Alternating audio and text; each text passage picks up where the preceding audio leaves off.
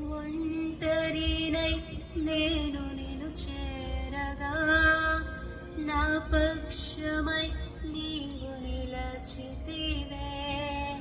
ఒంటరినై నేను నిన్ను చేరగా నా పక్షమై నీవు నిలచితివే. ఎల్రోయివై నన్ను చూడగా శత్రువే పారిపోయెను.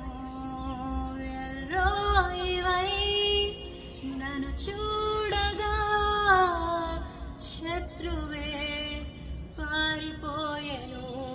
నీ ముఖ కాంతి